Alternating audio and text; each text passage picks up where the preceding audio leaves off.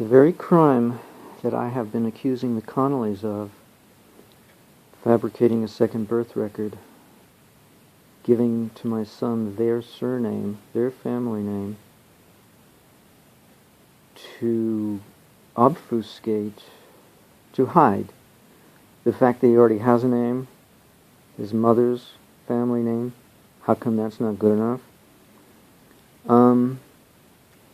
And yet I can't even take care of my own business. I've been taking money from a trust when it was in my name, and continuing afterwards when it was not in my name.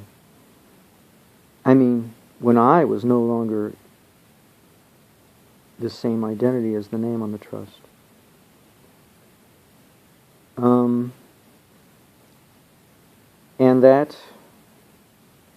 And what really sinks the stake into my heart is that that's not the only bunch of errors.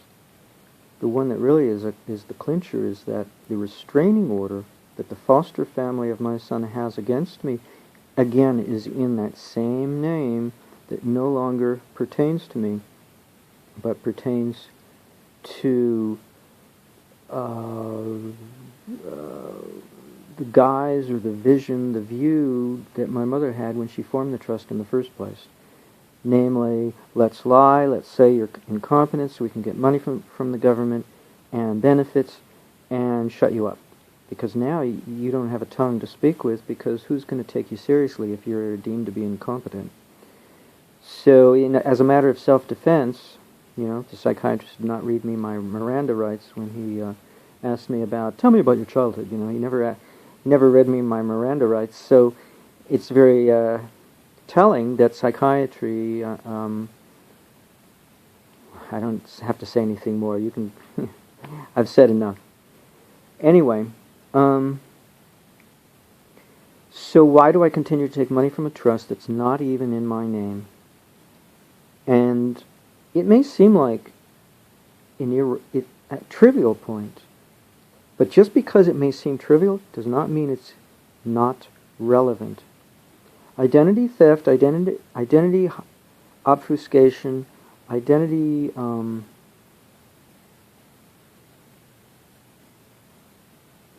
error is a big deal. How many movies have we seen in which the whole premise of the movie is predicated on mistaken identity? How about David Jensen character in The Fugitive? It was turned into a movie. It was a TV series, and then they made a movie out of it with Harrison Ford and Tommy Lee Jones. All about identity theft. We got the wrong guy. No, we don't care. We grab any guy is good enough, and then we'll prosecute and persecute that one and make him pay for somebody else's crime. And I don't want to get too much into that as a sidebar, but identity is a big deal because karma goes with the identity. And I didn't change my name until after my mother died. And people who knew me from before still call me by that name. And it's disrespectful. It's shocking. It shows the lack of thoughtfulness on the part of the person and the reactivity, the animalistic reactivity of such an individual to simply react out of habit, like animals do, and follow rote behavior and not understand that a person can change at any time, even an animal. So it's not even animalistic behavior. I don't know what to call it, but it's thoughtless. That's the kind of behavior it is. It's thoughtless. It's without any thought. It's that primitive aspect of the nervous system that reacts without thinking. Strike first and ask questions later. Or how about strike, and we won't even bother to ask questions. We're not curious. Why should we ask questions? We'll just punch you in the face. And that's the kind of attitude that goes with ignoring the fact, hey, I got a new name, I went to the trouble of legally changing it, and now I've even changed it on my birth certificate. It's also also telling that the birth certificate, it kind of operates like parents do. Oh, you'll always be your parents' son. Yeah, but my mom is dead, my father's dead. The stepdad is a flooey. He's just a stand-in. He's not a father. He never wanted to be a father. So my parents are dead. So why should the birth certificate still operate in that guise of, oh, you'll always be your parents' son or daughter for their whole lifespan, as if the birth certificate is a substitute for the parent. I mean, that's what it's saying. It's alleging that the birth certificate, though, expires when the person affiliated with it expires. So it's a very odd Siamese twin relationship in which, or polyp, it's like the children are polyps and they never leave the parent, because that's literally what the birth certificate is doing. It's creating a tie that lasts the person's lifespan, in which they're tied to. Because you can be adopted by a parent if you're still a minor, and they can change your name. And it's pretty nicely hidden. But if you're an adult and change your name, they don't change the birth certificate. They add a second sheet. And the original is still on top. And if you bother to turn over the first sheet to look at the second sheet, or even wonder if there is a second sheet, oh, look at that. What's this? Change of name. So it's as if you cannot adopt a new name, which would effectively mean you're adopting yourself. You can't adopt yourself, because you're a major. You're not a minor anymore. Only minors can be adopted, only by somebody else. And then their name can be fully changed, and they won't even know who they are. And of course, if you're adventuresome, and like my son's foster family is, go make a whole new name. Go make a whole new birth in a different state. And no one will be the wiser. And, maybe my son doesn't know. I don't know. All I know is there's a lot of monkey business going on with identity. But I'm the first culprit. I'm the one that allowed myself to set precedent, to be a role that others who wanted to do this sort of thing could then be attracted to me and do something similar. And I didn't think it was that big a deal until I realize now it is a big deal. My brother would make all kinds of excuses. Well, it costs too much money to get an attorney to change the name on the trust. But it's not my name. I went to the trouble to change my name and the expense and learn how to sign a new name all over again. You know how hard that is when you've been signing your name one way your whole life, and now you got to sign it a whole different way? It's like, how do I do this? So that it's fluid, because that's what a signature is, right? It's fluid, it flows. It's not like a typewriter, all those letters get punched onto the paper as if they're being punched in the face. That's the old style typewriter, with the little ball that would rotate. Well, that's the electric typewriter. Then the manual didn't even have a ball. It just had keys that were like caveman. Each one would have had a stick, and it would strike the paper, bam. Like Bam Bam and Flintstones. Bam, bam, bam. And that's the way the old typewriters worked. If you know what they look like. Maybe if you watch an old movie, you'll see it. It made a lot of noise, too. Now they just spit. They just spit ink.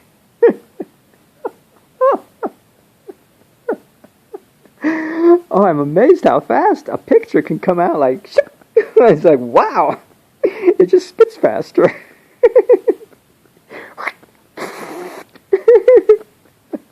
Woo! Oh, God. I needed a laugh. I was so depressed yesterday. So identity is a big deal. And for me to ignore it and think it's trivial is to trivialize myself. Why did I change my name? It was to change my karma. I didn't change anything because I'm tying myself to these entities, these legal entities like a trust, that have a different name. The whole point was to get away from that karma, the family karma. I didn't do it.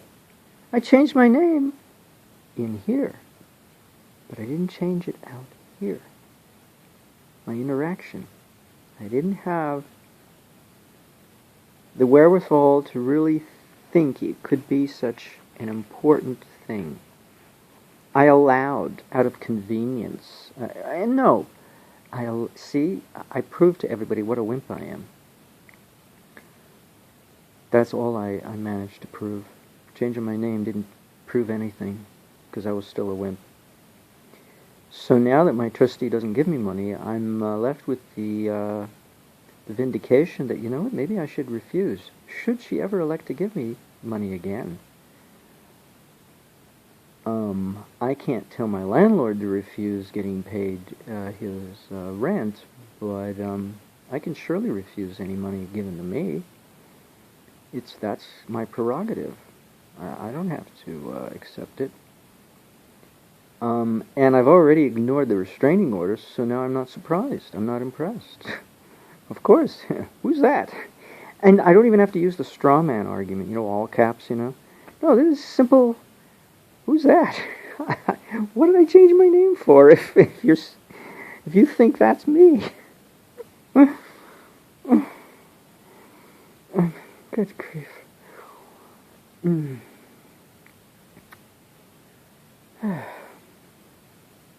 It's not trivial. Because if somebody disrespects you by calling you something, I might as well call all of you fuck you. That's your new name, all of you. Dickhead, shitbrain. Why don't I call you all by that name? Or just hey you. Or slimeball. What do you think calling somebody by their name that you ask them, what's your name? Right? It's common courtesy. Como se llama? You don't make up a name. Well, I'll call you. See, there was a movie the other night, The Good, the Bad, and the Ugly.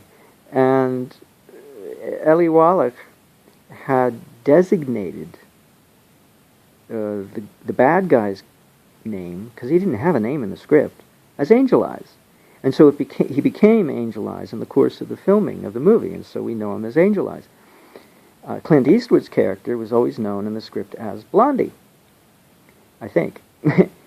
But Eli Wallach, his name was Tuco. He's the only one, I think, who had a legitimate name, plus he had a history, a backstory that they included in the movie. So I think the other two characters were mythical, and they weren't really human. Clint Eastwood and Lee Van Cleef, they were just angels or something. They weren't really human, because they had no backstory, and they had no name. They were just mythical, angelic or something characters, but Eli Wallach actually had a human character with a backstory and a name in the script. Tuco.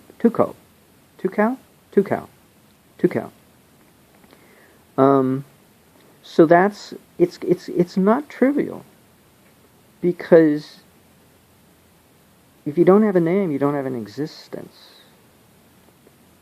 And then you could qualify, I suppose, to be an angel or a mystery worker who merely materializes, do your job, and you dematerialize, and so you don't really have any basis in physical reality, because that's not your world. You just come in flittingly, do your thing, and flittingly exit. You do your good deed to help humanity, because that's your job, but you don't have any existence of your own. You don't have any identity of your own to go with your own existence that you don't have either. And so a name goes with more than identity. It's not merely identity, it's existence. It's physicality of existence. Or else we wouldn't have names. And we wouldn't even say, hey you or shithead. We would just start talking to each other.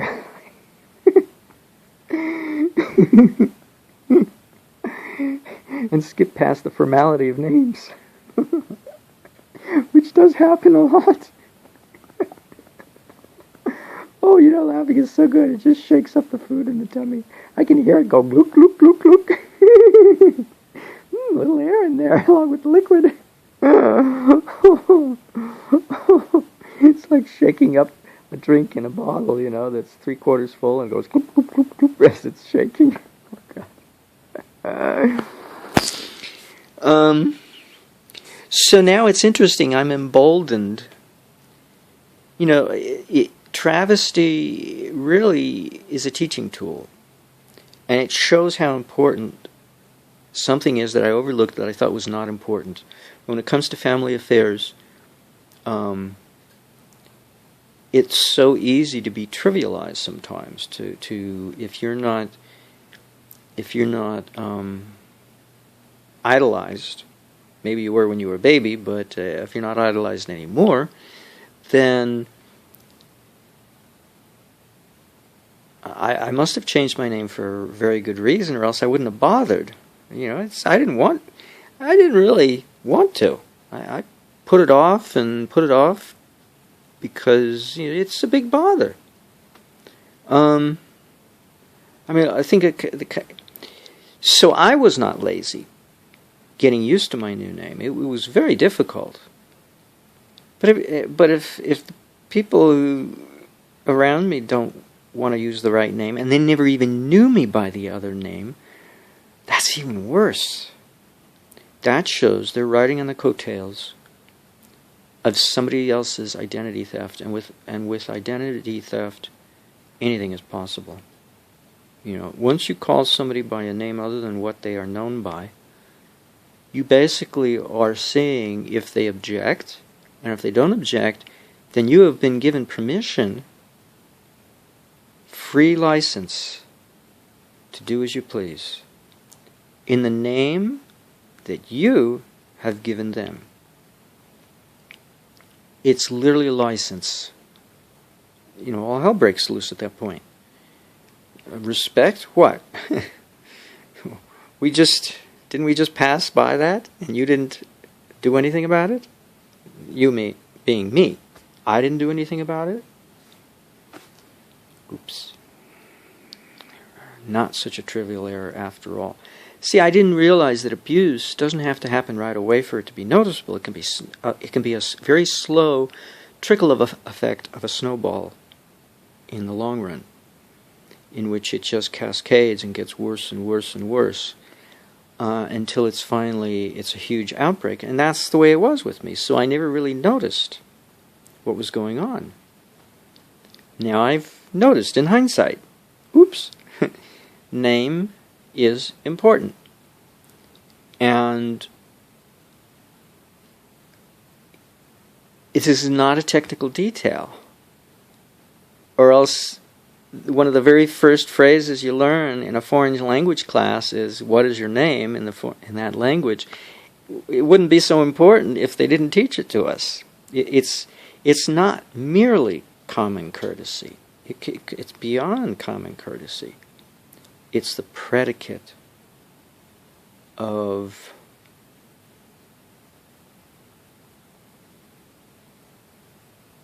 mercy. It's beyond courtesy. Forget the common. It's beyond mere courtesy. Courtesy rhymes with curtsy for a reason, because you curtsy, you bow, you shake hands. No.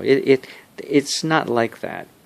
No, it reflects the intention of the user or the doer, that they have no intention of abusing you. It's like, how, Kimosabe, you show your blank hand, you don't have a weapon in your hand, You have no intention of harm.